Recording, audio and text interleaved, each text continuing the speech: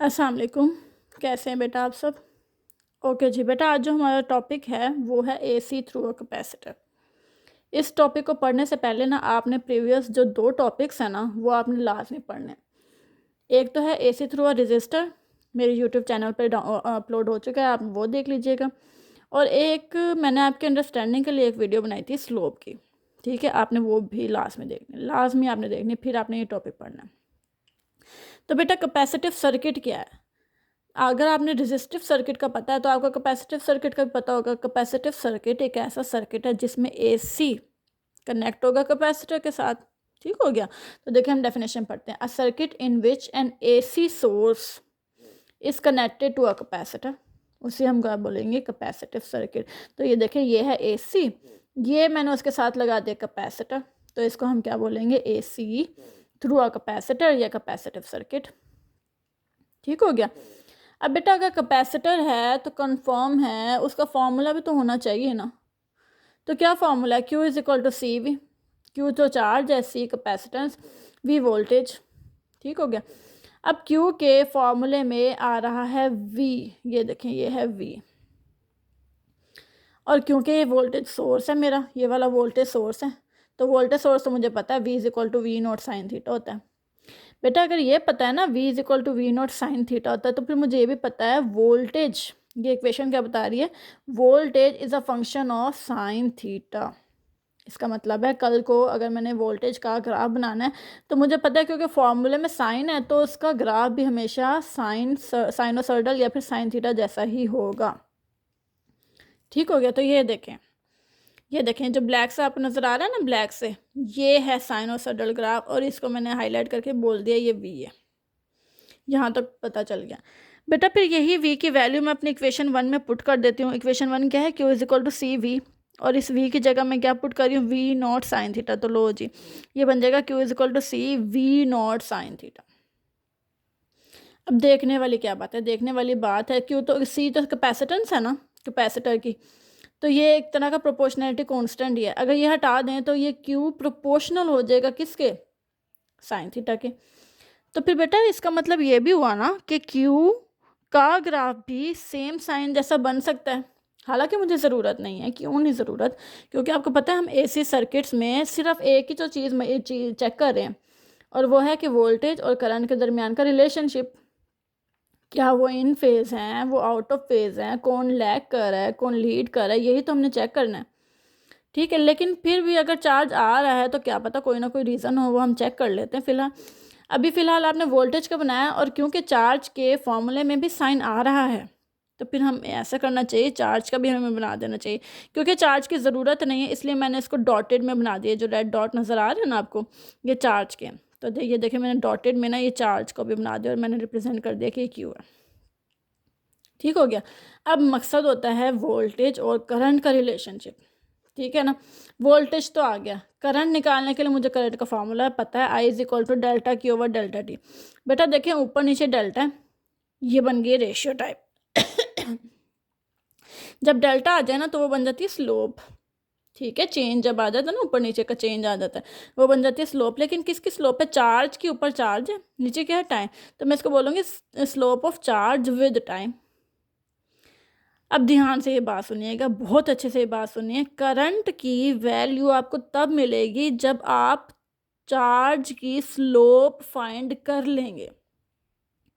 क्या मैं बोल रही हूँ? करंट आपको तब मिलेगा, ये करंट का ग्राफ आपको तब मिलेगा, करंट की वैल्यूज आपको तब मिलेंगी जब आप चार्ज की स्लोप मेजर कर लेंगे।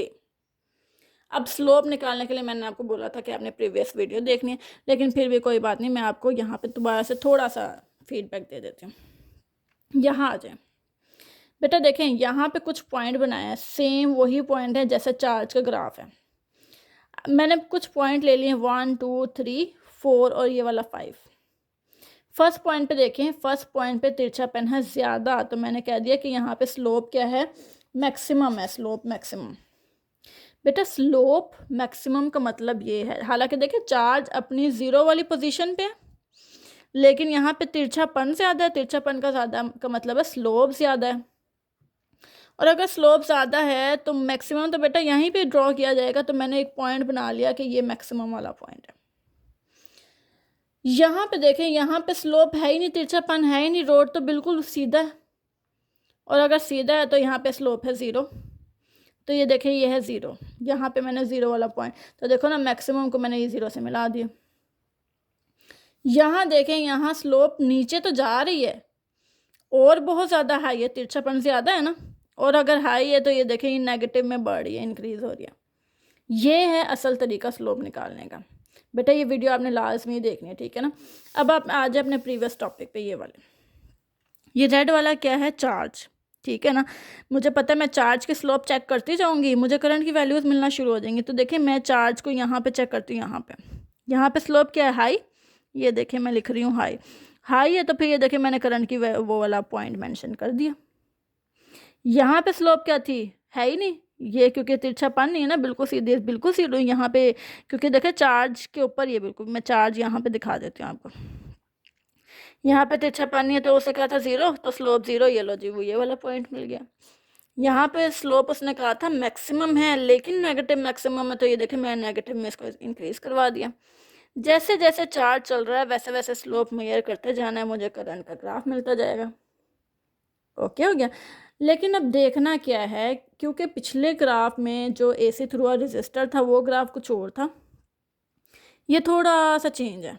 और क्यों चेंज है, क्योंकि देखें वोल्टेज जब 0 पे था ना, ये वाला ब्लैक कलर की जो लाइन है, वोल्टेज जब 0 पे था उस लम्हे करंट अपनी मैक्सिमम वैल्यू पर पहुंच गया था, या यूँ कह लें करंट जो था वो लीड कर रहा है, बहुत आगे पहुंच गया।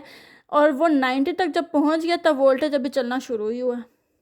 ऐसे ही है ना, इसका मतलब है करंट आगे जा रहा है, वोल्टेज पीछे है, लेकिन कितने एंगल से, सिर्फ एक एंगल है, वो है 90।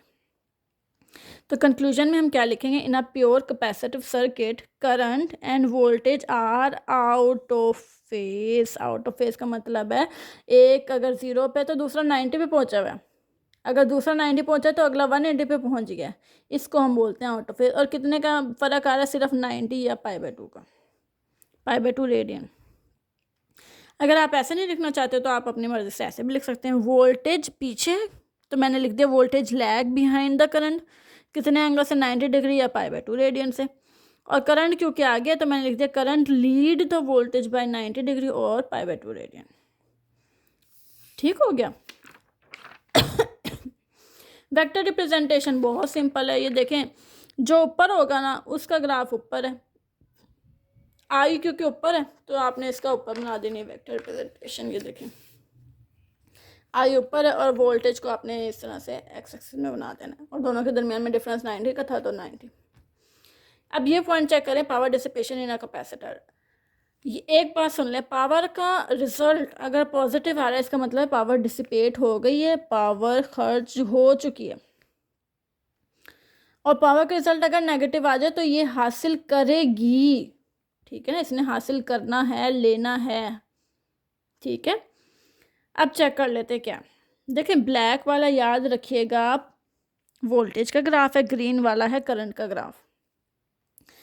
मैं इनको ना 4 साइकिल्स में डिवाइड कर देती हूँ, ठीक है। ये देखें मैंने डिवाइड कर दिया, ये पहली साइकिल है, मैंने ये लाइन लगा दी रेड, फिर ये अगली साइकिल है, ये दूसरी, तीसरी, और ये 4 लाइनों में मैंने इनको डिवाइड कर दिया। चेक करते हैं बेटा, ब्लैक वाला है वोल्टेज और ग्रीन वाला है करंट, फिलहाल दोनों ही रेफरेंस लाइन से ऊपर है, तो पावर का फॉर्मूला होता है VI, ऐसे ही है ना।